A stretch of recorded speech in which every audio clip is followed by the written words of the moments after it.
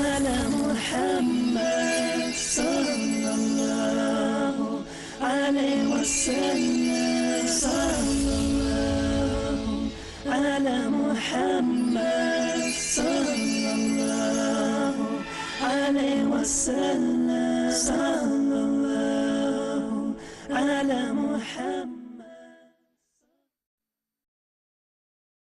الحمد لله رب العالمين والصلاة والسلام على رسوله الأمين وعلى آله وصحبه أجمعين إلى يوم الدين أما بعد فأعوذ بالله من الشيطان الرجيم بسم الله الرحمن الرحيم وما آتاكم الرسول فخذوه وما نهاكم عنه فانتهوا.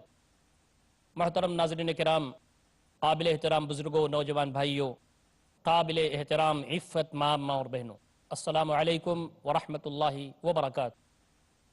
تفہیم حدیث کے اس پروگرام میں آپ کا خیر مقدم ہے. نعمان بن بشیر رضی اللہ تعالی عنہ کی مشہور حدیث نبی اکرم صلی اللہ علیہ وسلم کے واسطے سے وہ روایت کرتے ہیں کہ آپ صلی اللہ علیہ وسلم نے فرمایا حلال واضح ہے، حرام واضح ہے، اور ان کے درمیان کچھ شبہ کی چیزیں ہیں، مشتبہ چیزیں ہیں، مشکوک چیزیں ہیں. ان کے بارے میں اکثر لوگوں کو پتہ نہیں ہے کہ ان کی حقیقت کیا ہے.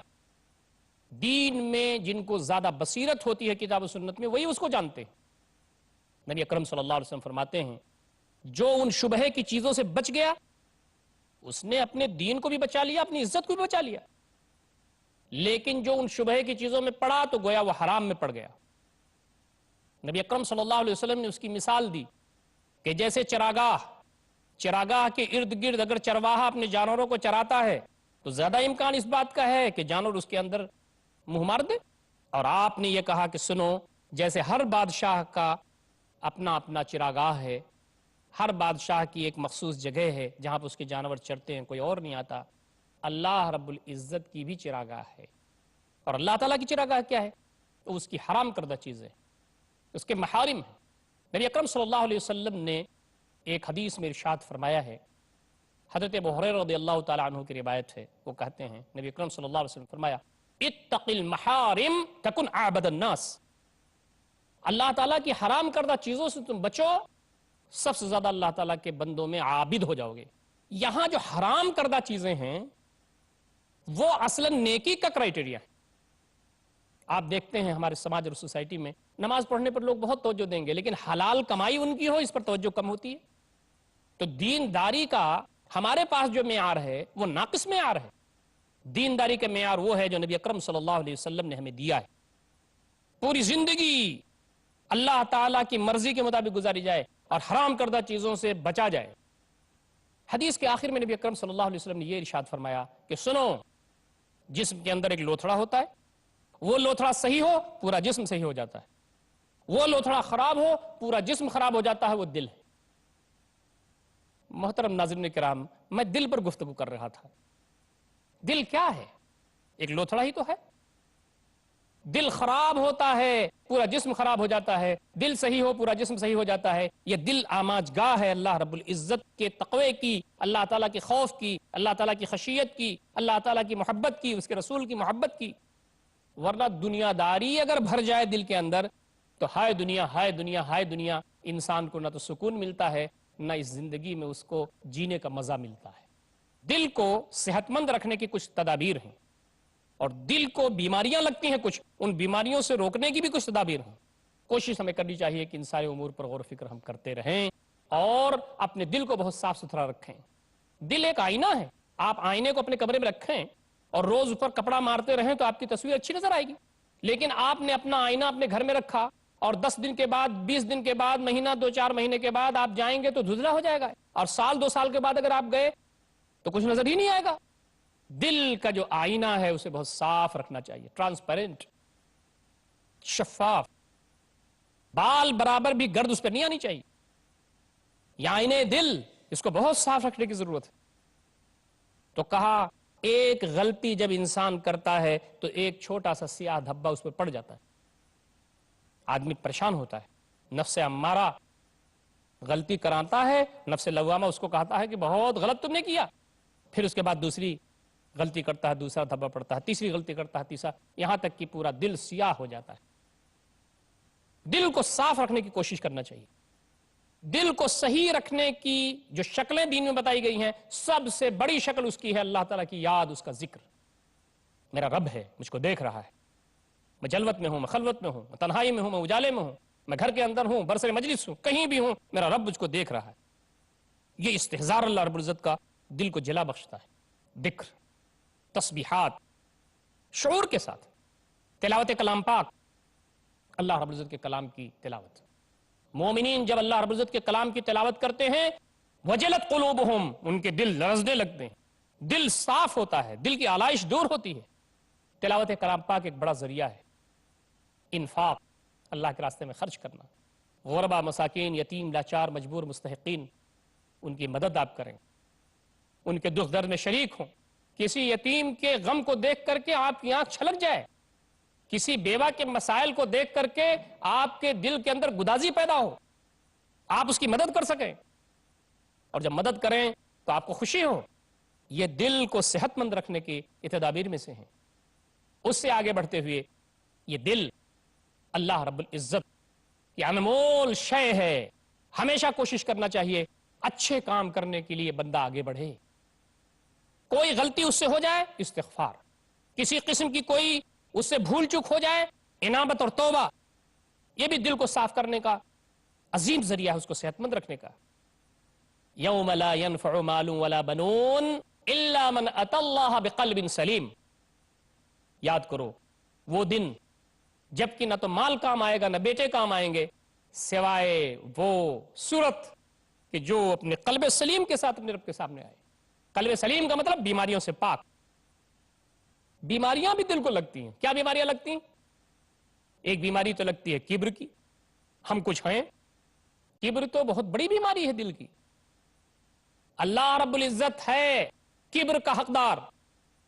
الکبر ردائی، اللہ رب العزت نے فرمایا کہ کبر میری چادر ہے. جب کوئی شخص کبر کرتا ہے، گھمنڈ کرتا ہے، غرور کرتا ہے، تو میری چادر کو کھینچنے کی کوشش کرتا ہے. اللہ رب العزت کی ایک بہت بڑی صفت ہے المتکبر.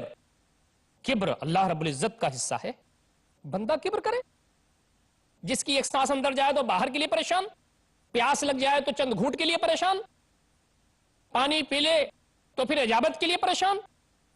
اور یہ جسم کے اعضاء، بلڈ پریشر، کڈنی کے امراض، شوگر کے امراض، ہارٹ کے امراض، ایک جسم اور توازن کے ساتھ تو جسم قائم ہے نا.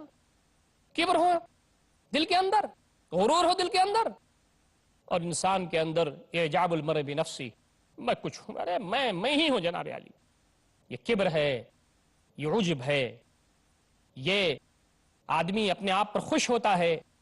پھر کینہ ہے، حقد، دلوں کے اندر کینہ لے کے بیٹھے ہیں، فلاں شخص سے دشمنی ہے، کینہ پالے ہوئے ہیں. حسد ہے، کاش کی وہ نعمت جو فلاں کے پاس ہے وہ ختم ہو جائے. رشک تو یہ ہے کہ اللہ تعالیٰ نے فلاں کو نوازا ہے، ہم بھی آگے بڑھ جائیں، ہم کو بھی اللہ تعالیٰ دے دے. لیکن کہتے ہیں نہیں، وہ جو دیا ہے اللہ تعالیٰ نے وہ چھین لے، وہ ختم ہو جائے.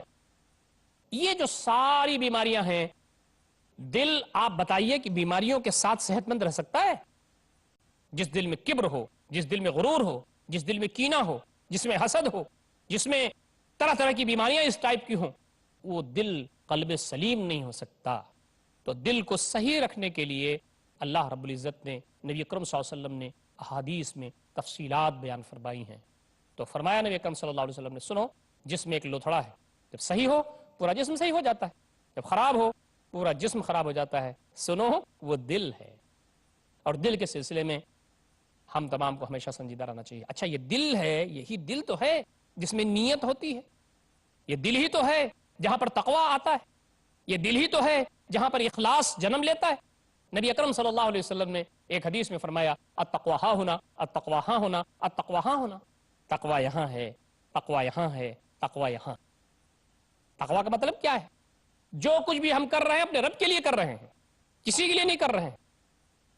یہ صرف اپنے رب کے لیے کر رہے ہیں. وہ ہم کو دیکھ رہا ہے، ساری چیزوں سے واقف ہے، اس کے لیے ہم کر رہے ہیں. تو تقویٰ کی جگہ دل ہے، نیت کی جگہ دل ہے، اخلاص کی جگہ دل ہے. تو یہ دل محبت کی بھی جگہ دل ہے. اللہ کی محبت وہاں بیٹھے، نبی اکرم صلی اللہ علیہ وسلم کی محبت وہاں بیٹھے. اللہ کی محبت ہوگی نبی صلی اللہ علیہ وسلم کی محبت ہوگی تو دیگر چیزوں کی محبتیں ثانوی درجے کی ہوں گی، ان محبتوں کے تابع ہوں گی، ورنہ نہیں ہوں گی۔ اللہ کا تقوی ہوگا، اس کے لیے نیت خالصہ ہوگی، اخلاص ہوگا، تو دیگر چیزیں نہیں ہوں گی۔ دونوں ایک ساتھ کیسے ہوں گی؟ آدمی مومن بھی ہو، مشرک بھی ہو، توحید بھی ہو اور شرک بھی ہو، دونوں مل کر کے ہو ہی نہیں سکتا۔ یا تو اجالا ہوگا یا اندھیرا ہوگا۔ آپ کہیں کہ نہیں اجالا اندھیرا دونوں ایک ساتھ ہوگا، یہ ہو ہی نہیں سکتا۔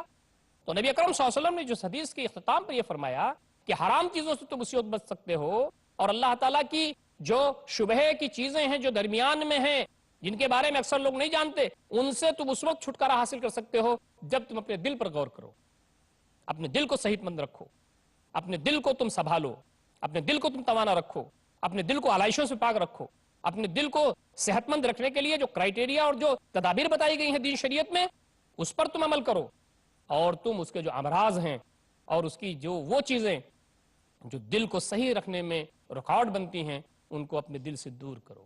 نبی اکرم صلی اللہ علیہ وسلم نے فرمایا حلال واضح ہے، حرام واضح ہے، ان کے درمیان کچھ شبہ اور شک کی چیزیں ہیں، ان سے بھی بچنا چاہیے۔ یہ حدیث نعمان بن بشیر رضی اللہ تعالیٰ عنہ کی، اس پر ہم نے غور کیا۔ محترم ناظرین کرام، اب ہم یہ جاننے کی کوشش کریں گے کہ بحیثیت مجموعی اس حدیث سے ہم کو ملتا کیا ہے، کیا چیزیں ہیں جو اس حدیث شریف سے ہم کو درس نصیحت کے طور پر ملتی ہیں۔ پہلی چیز جو اس حدیث سے ہم کو ملتی ہے وہ یہ کہ دین اسلام میں چیزوں کی تقسیم 3 ہے۔ نمبر 1 حلال، نمبر 2 حرام، نمبر 3 مشتبہات یا شبہ کی چیزیں۔ حلال واضح ہے، حرام واضح ہے، مشتبہ چیزوں کے بارے میں یہ ہے کہ وہ حلال بھی ہو سکتی ہیں، حرام بھی ہو سکتی ہیں۔ محترم ناظرین کرام، وقت ہو گیا ہے ایک چھوٹے سے وقفے کا، وقفے کے بعد ہم پھر حاضر خدمت ہوں گے، سلسلہ کلام جاری رکھیں گے۔ والسلام علیکم ورحمۃ اللہ وبرکاتہ۔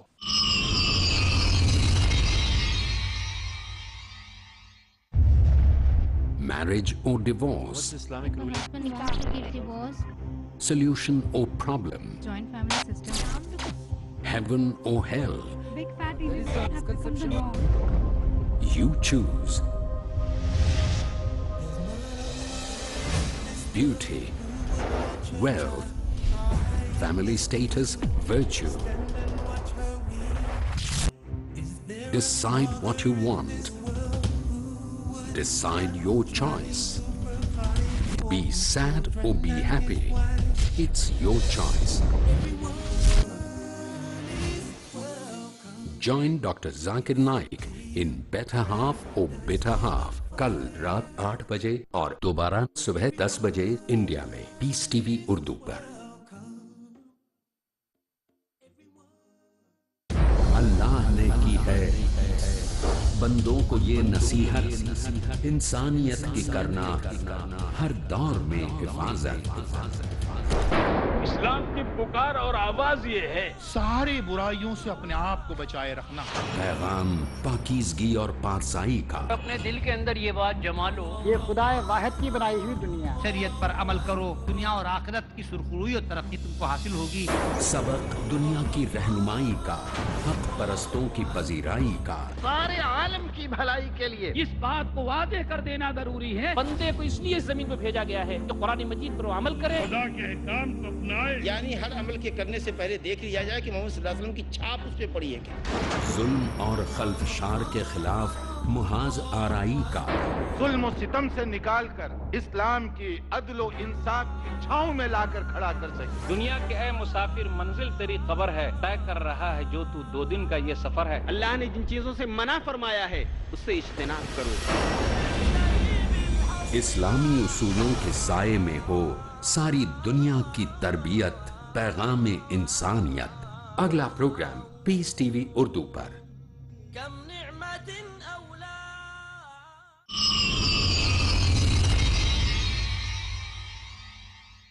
محترم ناظرین کرام، وقفے کے بعد ہم پھر حاضر خدمت ہیں۔ سلسلہ کلام شبہات کے بارے میں چل رہا تھا۔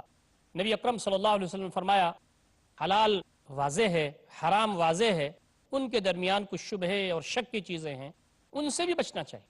یہ حدیث نعمان بن بشیر رضی اللہ تعالیٰ عنہ کی، اس پر ہم نے غور کیا۔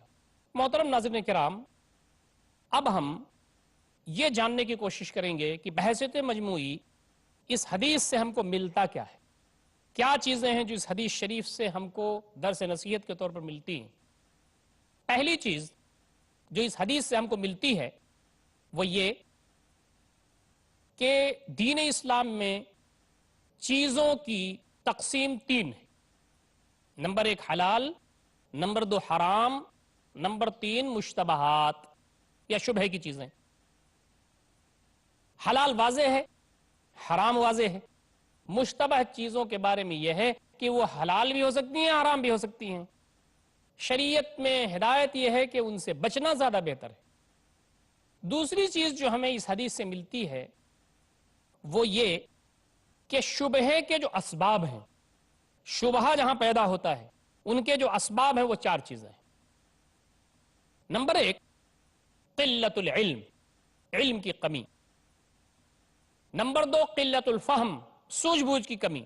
نمبر 3 التقصیر فی التدبر، غور فکر میں کوتاہی کرنا۔ اور چوتھی چیز یہ کہ ارادے ہی میں کوتاہی ہو، ارادے ہی میں کمی ہو، کہ ہم اس چیز کو صحیح انداز سے لینا نہیں چاہتے۔ اور بتایا کہ سب سے خطرناک حدیث میں ہم نے یہ پڑھا کہ حلال واضح ہے، حرام واضح ہے، بیچ میں شبہ کی چیزیں ہیں، ان کو اکثر لوگ نہیں جانتے۔ اس کا مطلب یہ ہے کچھ لوگ جانتے ہیں۔ اکثر لوگ جو نہیں جانتے، نہ جاننے کی وجہ کیا ہے؟ پہلی وجہ یہ ہے کہ علم کی کمی۔ آج کتاب و سنت کے علم کی جانب کوتاہی کتنی ہے؟ بہت کم لوگ قرآن مجید کی چیزوں پر غور کرتے ہیں، سمجھتے ہیں، پڑھتے ہیں، جانتے ہیں۔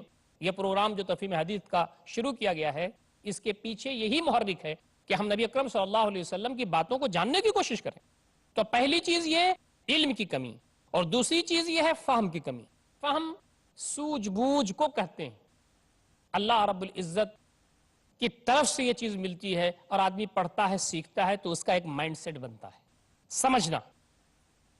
اور اللہ تعالیٰ سمجھ کی صلاحیت اس کو دیتا ہے جو سمجھنا چاہتا ہے۔ آدمی اچھے انداز سے سمجھنا چاہتا ہے، اللہ تعالیٰ راستے ہموار کرتا ہے۔ بندہ سمجھنا نہیں چاہتا، اللہ رب العزت اس کو اسی انداز سے ہدایت دیتے ہیں، توفیق دیتے ہیں۔ تو سمجھ کا مطلب یہ ہے کہ آدمی کوشش کرے، غور فکر کرے تو صحیح نتیجے کی طرف جائے۔ قرآن مجید کو آدمی پڑھے تو سمجھنے کی کوشش کرے تو اللہ تعالیٰ اس کو سمجھاتا بھی ہے۔ بہت سارے لوگ قرآن مجید کو نبی اکرم صلی اللہ علیہ وسلم کے زمانے میں سمجھتے تھے تو الٹی سیدھی چیزیں نکالتے تھے اس میں سے۔ بہت سارے لوگ تو راہ راست پا جاتے تھے، ہدایت پا جاتے تھے، بہت سارے لوگ اسی کو پڑھ کے گمراہ ہو جاتے تھے۔ تیسری چیز فرمایا کہ تدبر کی کمی۔ ہمارے پاس بہت ساری چیزوں پر غور فکر کرنے کے لیے وقت ہے، لیکن نبی اکرم صلی اللہ علیہ وسلم کی تعلیمات پر یا دین کی چیزوں پر غور فکر کرنے کے لیے وقت نہیں۔ غور فکر کے لیے ٹائم کس کے پاس ہے؟ ہمارے گھروں میں کوئی مسئلہ پیش آتا ہے تو کہتے ہیں مولانا صاحب سے پوچھ لیجئے، اور جا کے مولانا صاحب کو فون کر کے معلوم کرتے ہیں لوگ۔ ٹھیک ہے، فَاسْأَلُوا أَهْلَ الذِّكْرِ إِن كُنتُمْ لَا تَعْلَمُونَ، اہل ذکر سے پوچھو اگر تم نہیں جانتے۔ لیکن ہماری ذمہ داری یہ بنتی ہے کہ ہم قرآن مجید کو سمجھیں، اس پر غور فکر کریں، نبی اکرم صلی اللہ علیہ وسلم کی احادیث کو سمجھیں، اس پر غور فکر کریں۔ اور چوتھی بات جو شبہ کو اور آگے بڑھاتی ہے، اکثر لوگ نہیں جانتے، کم لوگ اس کو جانتے ہیں، وہ یہ ہے کہ آدمی کی جو نیت ہے اور قصد ہے اسی میں کوتاہی ہوتی ہے۔ ہم تمام کو اپنے آپ کو تیار کرنا چاہیے کہ یہ جو چیزیں ہیں دین اسلام کی، یہ کسی کی میراث نہیں ہے، یہ کسی کی بپوتی نہیں ہے۔ یہ ہر بندے مومن کی ذمہ داری یہ بنتی ہے کہ وہ شریعت کو سمجھے، قرآن مجید کو سمجھے، نبی اکرم صلی اللہ علیہ وسلم کی تعلیمات کو سمجھے اور اس پر غور فکر کرے اور اپنی زندگی کا راستہ متعین کرے۔ اس حدیث سے تیسری چیز جو ابھر کر کے ہم کو ملتی ہے وہ یہ کہ حلال کام کرنے پر ابھارنا۔ حلال چیز، حلال چیز، حلال چیز، حلال کے علاوہ تم سوچو نہیں، حرام کی طرف تمہاری نظر نہ جائے، تو اس میں حلال کام کرنے پر ابھارا گیا ہے۔ چوتھی چیز جو اس حدیث سے ابھر کر کے سامنے آتی ہے وہ یہ کہ شبہے میں اگر کوئی پڑا تو گویا وہ حرام میں پڑ گیا۔ نبی اکرم صلی اللہ علیہ وسلم نے کیا فرمایا؟ حلال واضح ہے، حرام واضح ہے، بیچ میں شبہے کی چیزیں ہیں، جو شبہے کی چیزوں سے بچا اس نے اپنے دین اور عزت کو بچا لیا، لیکن جو شبہے میں پڑا گویا وہ حرام میں پڑ گیا۔ تو شبہے کی چیزوں میں پڑھنے کو نبی اکرم صلی اللہ علیہ وسلم نے حرام میں پڑھنا کہا ہے اس حدیث میں، من وقع فی الشبہات وقع فی الحرام، جو شبہات میں پڑ گیا وہ حرام میں پڑ گیا۔ پانچویں چیز جو اس حدیث پاک سے ہم کو ملتی ہے وہ نبی اکرم صلی اللہ علیہ وسلم کا حسن تعلیم ہے۔ نبی اکرم صلی اللہ علیہ وسلم جو تعلیمات دیتے تھے صحابہ کرام کو بھلا کی تھی۔ آپ دیکھیں کہ اس میں نبی اکرم صلی اللہ علیہ وسلم نے جو تعلیم دی ہے وہ کیسی تعلیم دی ہے؟ مثال لے کر کے، حلال واضح حرام واضح، دونوں کے درمیان شبہ کی چیزیں ہیں، بات ختم ہو گئی تھی۔ لیکن آپ نے کہا کہ مثال اس کی چرواہے کی طرح ہے جو چراگاہ کی ارد گرد اپنے جانوروں کو چراتا ہے، خطرہ اس بات کا ہے کہ جانور اس میں منہ مار دے۔ یہ مثال اللہ رب العزت قرآن مجید میں فرماتے ہیں وَتِلْكَ الْأَمْثَالُ نَضْرِبُهَا لِلنَّاسِ وَمَا يَعْقِلُهَا إِلَّا الْعَالِمُونَ۔ ہم یہ مثالیں کھول کھول کر کے بیان کرتے ہیں لوگوں کے لیے، اور عقل نہیں رکھتے مگر جاننے والے جن کے پاس علم ہے۔ تو نبی اکرم صلی اللہ علیہ وسلم نے یہاں مثال دے کر کے جو بات بتائی ہے وہ مثال ذہن میں بیٹھ جاتی ہے، اور یہ نبی اکرم صلی اللہ علیہ وسلم کی حسن تعلیم تھی۔